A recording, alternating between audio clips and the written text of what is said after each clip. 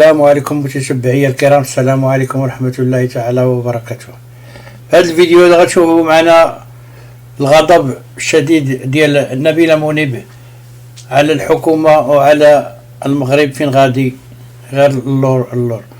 وكتشوف نبيلة منيب بأن الناس البرجوازية هما اللي سيطروا على البلاد وهما اللي مخلين البلاد غادية غير اللور، وكثرة الفقراء وكثرة هذا علاش السبب المغرب بقى فقير وهما كيتغناو والشعب كيتفقر. غادي نخليكم مع نبيلة منيب ونعاودو نتلاقاو في الاخير.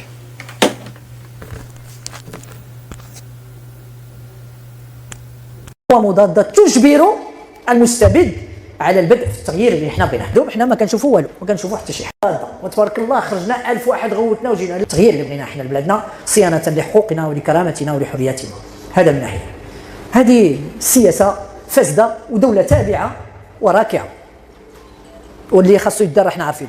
الا شفنا المغرب الى اي على المستوى الاقتصادي، المستوى الاقتصادي بسرعه، يعني من استقلت البلاد بدات هذيك الحكومه الوطنيه الله ابراهيم شويه حنا بدينا وبغينا هذا، وبدينا كنخدموا بالمخططات وكذا، التخطيط الخماسي والرباعي على الاقل على 4 سنين غادي نديروا كذا كذا، وكنفكروا كيفاش نهضوا بلادنا، كيفاش نهضوا بشي صناعه مغربيه. كان ديك الساعه كنصنعوا 80% ديال الدواء ديالنا مثلا، كيفاش نهضوا بالفلاحه، واش غادي نديروا كذا، واحد النوع من الامن الاستراتيجي يكون تبنات لاسامير باش يكون عندنا الامن الطاقي وخدامين، اش من الفلاحه، شويه الزرع، شويه كذا باش تاكل الناس، باش نتقادوا. بدينا في هادشي، فاذا به البرجوازيه الهجينه فقط من الناس بلاتي ماشي هادشي اللي غيكون. ومن ثم تبدا البناء ديال المغرب الباتريمونيالي. ناس تغنات، خدات الاراضي اللي كان خدها المستعمر الفلاح، لكن خداتها هي ما كتعرف الفلاحه، ولكن هي كتعرف تستغل. خدات الاراضي، خدات كل الوسائل ديال الريع، من معادن، من ماء، من ولقات المغاربه ظريفين ومربيين وتيحشموا، واستغلاتهم حتى هما، لان ما كاينش دوله اللي غتحميهم، لان اللي غادي يجعلني انا نهز راسي وخص دوله اللي فيها المساواه امام القانون ما كايناش. اذا استغلوهم، استغلوا الارض والانسان، وراكموا ثروات كبيره. راكم كتسمعوا العائله الفلانيه، العائله الفلانيه ما يستحقوش كاع شي واحد نجبدوا سميتو هنايا، حيت ماشي حروا البلاد، سرقوا البلاد، ما كاين ما تذكر فيهم. اذا الدوله المغربيه اللي كانت محتكره قطاعات مهمه من سياحه، من طاقه، من ابناك، من في البدايه ديال الثمانينات جاي الصهد ديال مارغريت تاتشر وديال ريغان وداكشي، بدات كتخلى على مجالاتها ديال الاحتكار للخواص. الخواص كيعرفوا غير المنطق ديال الربح، ما كاينش قسمه، ما كاينش توزيع العادل للتمر، ما كاينش نخلصوا الضريبه، كاين غير الغش الضريبي والتهرب الضريبي، وما بغيش الاصلاحات، وراكموا ثروات وبقاو غاديين. بالفعل ملي جات نهايه الثمانينات والتسعينات مع انهيار جدار برلين، ولينا امام عالم اخر. تسالات هذاك الشيء ديال الحرب البارده اللي كان كيعطي نوع من التوازن، ولينا امام امريكا والحلفاء ديالها، وبدات الغطرسه ديالها لانها كقوه كبيره مستبده، يعني تركع الفلوس ديال البترول ديال الغاز ديال الدول الريعيه، كانوا كيحطوهم عندها كتبني بهم امريكا، ودارت بهم بلون مارشال، ودارت بهم داكشي كله. وهذوك البلدان العربيه راه باقيين كيفرشوا الحصيره وكيجلسوا في الارض، يعني باقيين هما ولا لا ناضوا يبنيو شي برج باش يخلدوا الذكرى ديالهم البائسه. هذه هي. اذا هذا الشيء اللي على المستوى الاقتصادي في الثمانينات المحافظون الجدد غادي يطلعوا في العالم وغادي يزيدوا الطين بله. يعني احنا كنا مضرورين ومظلومين، ولكن عندنا واحد المدرسه ما بهاش صنعت اطور البلاد وكذا، عندنا صحه ما بهاش، كنقدوا الدواء، والدينا كيديو لنا الدواء بالمجان كذا. هذا عندنا امل في الاعين ديال جميع هذاك الجيل. ولكن من نهايه الثمانينات المحافظون الجدد كيحكموا في العالم، قالوا قولتهم بركه من الدوله الاجتماعيه. ما كاينش الدوله خصها تهز يديها على القطاعات الاجتماعيه لانها قطاعات مستهلكه، شجعوا الخاص. اذا احنا في المغرب لقينا راسنا امام تعليم بسرعتين او 10، لقينا راسنا امام وحدين عندهم الامكانيه ديال التداوي وديال هذا، وحدين ما بقاتش عندهم، لانه يعني المستشفى تفقد منه، تحيدت منه واحد العدد ديال الامكانيات. ويعني والضربه القاضيه هي اللي وجهت للتعليم، لان التعليم هو الاساس. التعليم العمومي اللي انتج لنا عبد الجبري وانتج لنا شعراء ومفكرين وعلماء في شتى المجالات، التعليم العمومي وجهت اليه اسلحه الدمار الشامل، تيشجعوا الريع والاحتكار وكذا، وتيضربوا المدرسه. كنقولوا هاد الناس يمكن ما كيفهموش، لان حتى هذاك الاحتكار محتاج الكفاءات غدا باش تكون، لا ما بقاوش هما باغيين هاد الكفاءات. وغادي تجينا نهايه التسعينات وغادي نشوفوا ذاك الاتفاقيه ديال لشبونة اللي اجتمعت وقالوا هاد الشعوب هذه اللي كانت كتقرا راه خصنا نخرجوا من 100 اللي كيقراو 10 يكونوا كيفهموا داكشي، و90% تقريبا عبيد نستعملوهم كيف بغاو. علاش؟ قالت ما خاصش كلشي يقرا.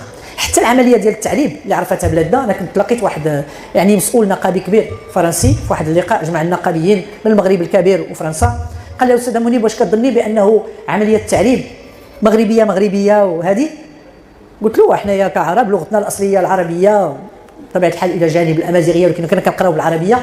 قال لي لا هذيك راه فكره ديال فرنسا، خافت من 100 مليون ديال المغاربه من المغرب حتى الجزائر، لان كانت عندهم ثقافه وكذا، انهم غدا لانهم عندهم ازدواج ديال اللغه، عندهم العربيه والفرنسيه، يمكن يبداو ينافسوا النخب ديالها. ولهذا دخلت تعريب بواحد الطريقه اللي هي بليده، حيد الفلسفه، دير العربيه. راهو كانوا صحابهم بغاو يطوروها الى البغرير، راكم شفتوا هذاك الشيء، والدارجه. واليوم رغم انفنا حنا ما بغيناش الدارجه وراه الاشهار بها وكل شيء، حط فلوسك عندي كذا، بحال حنا يعني باش تمييع ويعني والتفاهه انها تعود.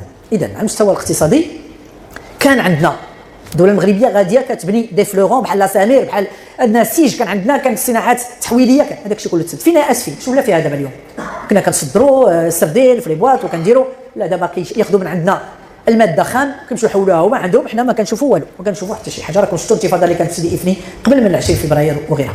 اذا المجال الاقتصادي فيه مجال ديال الاحتكار، ولينا تابعين وتنستوردوا كماليات. حنا الشعب الفقير يلاه كيبني، اش غادي نديروا حنا بداك الكماليات؟ حنا خاصنا الحوايج المهمه وخصنا ان ننتج محليا. اليوم جاونا وقال لك نموذج تنموي جديد وغادي سيدي الدوله الاجتماعيه. انا كنقول لكم من يعني النهايه هذا وهم ديال الدوله الاجتماعيه، ما عندهم ليها لا الاراده السياسيه ولا الامكانيات الماديه ولا حتى التصور متنور، ما عندهمش. اذا اليوم تنشوفوا في قانون مشروع القانون الماليه كيجمعوا الفتات من الجيوب ديال الموظفين وديال الصغار الناس. اما شي ضريبه على الثروه ما كاينش عليها الكلام، اما شي ضريبه تصاعديه على الدخل ما كاينش عليها الكلام، باش يمكننا نتكلموا على توزيع عادل ما كاين حتى شي حاجه.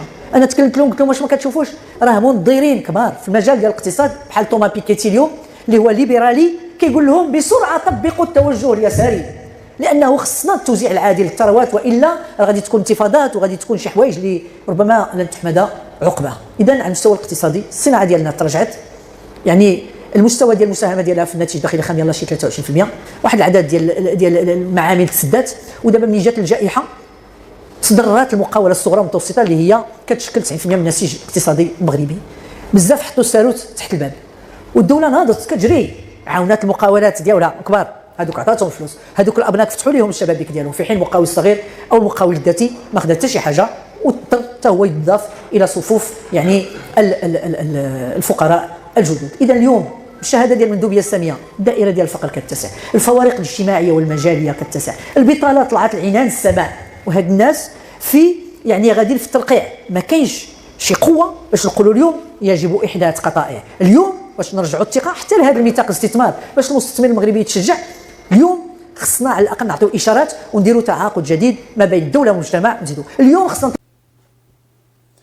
أصدقائي وصلنا لنهاية الفيديو، خليوا لي الآراء ديالكم وخليوا لي التعاليق ديالكم على أشنو المعنى وشنو المغزى من هذا الحوار، وشنو تيتخطط وشنو تيدور، والشعب ناعس ما كاينش ملهي مع الكرة وملهي مع كل واحد تيقول دبر راسو تفوتني وتحط وهي غادية.